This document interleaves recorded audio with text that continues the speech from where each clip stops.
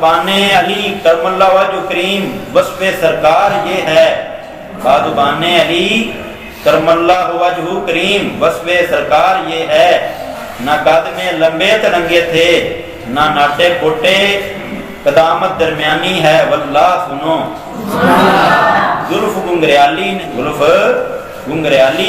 نہیں تھے بال کھڑے کھڑے بلکہ وسعت لیے ہوئے. پرگوشت رخسارے محجبیں پرگوشت رخسارے محجبیں نہ چھوٹی تھوڑی نہ پست پیشانی. پرگوشت رخسارے محجبیں نہ چھوٹی تھوڑی نہ پست پیشانی. گول چہرہ والتہا یہ گلابی سے خوش ادا. دوسری مائل آنکھیں لمبی پلکیں جوڑوں اور موڈے کی ہڈیاں ہی بڑی بڑی. جوڑوں اور موڈے کی ہڈیاں ہی بڑی بڑی. لیے ہوئے ناف تک بالوں کی لکیر تھا باقی جسم جس میں اطہر خالی بالوں سے. گشت دست و پا ہیں صورتیں پرگوشت تر جھٹکے سے اٹھاتے ہیں پاؤں جو زمین کا ہے شرف. شانتی قدموں بدن مثلے چڑھاؤ ڈلوان کی طرف جھٹکے سے اٹھاتے ہیں پاؤں جو زمین کا ہے شرف. توجہ ہے سرکار جو ڈالتے ہیں تو وجود مکمل کے ساتھ. بدن اطہر میں وسط کندھے ہیں مہر نبوت کے ساتھ. خاتم الانبیاء مرسلین ٹھہرے ہیں آپ. سخی دست جرات من صادق اللہجہ سب سے بڑھ کر ہیں آپ. حضور ہیں بڑھ کر سبھی سے پابند وفا. طبیعت تھی جو نرم شریف ساتھی کی ہوئی صحابہ کو عطا. حیبت زدہ وہ ہوا جو اچانک دیکھتا آپ کو جو جان پہچان کے ساتھ ملتا محبوب رکھتا آپ کو. وصف گو جو بھی ہوا یہی کہتا گیا واللہ واللہ. نہ دیکھا پہلے اور بعد دیکھا آپ کے کیونکہ آپ جیسا کوئی نہیں تھا. تو یہاں پہ حضور پاک صلی اللہ علیہ وسلم کے حسن مبارک کے بارے میں سب سے پہلی بات یہ ہے کہ آپ صلی اللہ علیہ وسلم کا کہ رخسار مبارک پر گوشت تھے. تھوڑی چھوٹی بھی نہیں تھی اور بڑی بھی نہیں تھی. یہ حضور پاک صلی اللہ علیہ وسلم کے آپ پورو مبارک ایک دوسرے کے ساتھ جڑے ہوئے تھے. ایک دوسرے کے ساتھ ہمارا یہ گیپ ہے نا آپ کا یہ گیپ نہیں تھا بلکہ یہ آبرو مبارک کیا تھے جڑے ہوئے تھا. اور آپ صلی اللہ علیہ وسلم کی پاؤں کی اور ہاتھوں کی انگلیاں پور گوشت تھی. کیا تھیں؟ اور ہڈیوں جسم کی تمام ہڈیاں بڑی بڑی تھیں. جسم کی اور موٹوں کی تمام ہڈیاں بڑی بڑی تھیں. اور حضور پاک صلی اللہ علیہ وسلم کے دائیں موڈے کے اوپر کیا تھا مہر نبوت تھا. کیا وسلم کے دائیں جو موڈا مبارک تھا اس کے درمیان میں اللہ تعالیٰ نے مہر لگا کے بھیجی تھی کہ یہ میرے کیا ہیں رسول ہیں. محمد میرے رسول ہیں. محمد الرسول درمیان میں لکھا ہوا تھا. اس کے بارے میں بعد کے دن بات کریں گے. تمہارے نبوت نظر کیسے آتی تھی کس طرح کی تھی. اس طرح جب آپ عام زمین پر چلتے تھے تو آپ کا چلنا ایسا تھا جیسے آپ ڈلوان پہ چڑھ رہے ہیں. کیا کر رہے ہیں ڈلوان پہ چڑھ رہے ہیں. اور آپ صلی اللہ علیہ وسلم جب بھی کسی کی طرف توجہ فرماتے تھے تو کیا کرتے تھے پوری طرح اس کی طرف توجہ فرماتے تھے. ایسے نہیں تھا کہ یہ بندہ کوئی ادھر بات کر رہا ہے اور آپ ادھر کو توجہ کر کے سن رہے ہیں بلکہ آپ پورا جسم مبارک اس طرف کر لیتے تھے اور اس کی بات سنتے تھے.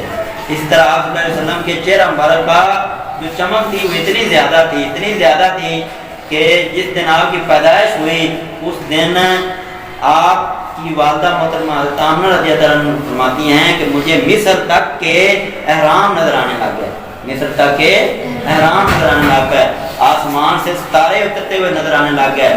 چاند زمین کی طرف آنے میں مبارکیں دینے لگ گئے.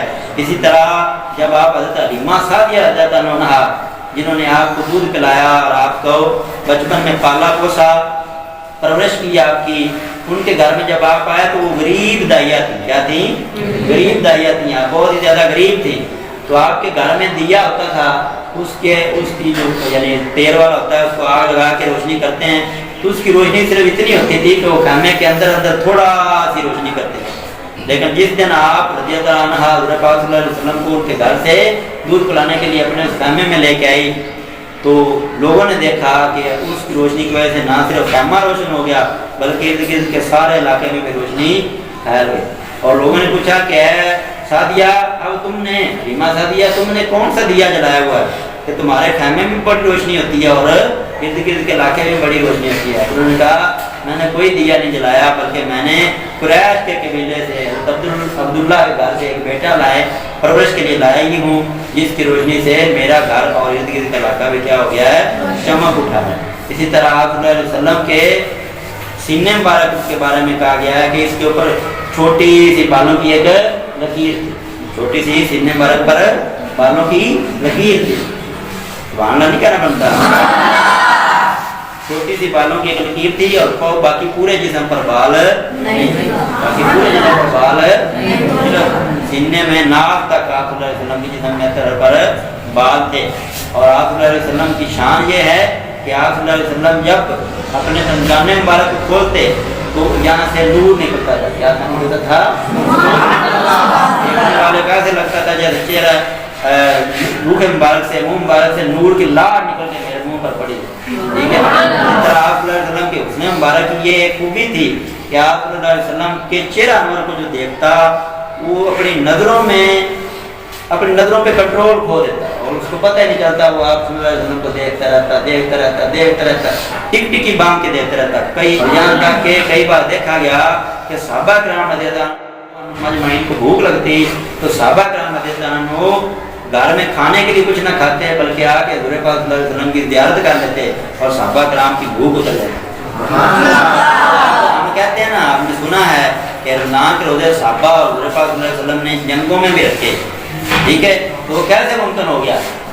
وہ عام طریقے سے ممکن نہیں ہوا، بلکہ کیسے ہوا کہ صحابہ کرام جب جنگ میں جاتے تھے، روزہ رکھتے تھے، روزے کی حالت میں جنگ میں شریک ہوتے تھے، 1500 کلومیٹر 1000 کلومیٹر کا فاصلہ پیدل طے کرتے تھے، رستے میں بھوک پیاس بھی لگتی تھی، تو پھر اس بھوک پیاس کو کیسے مٹا لیتے ہوں گے؟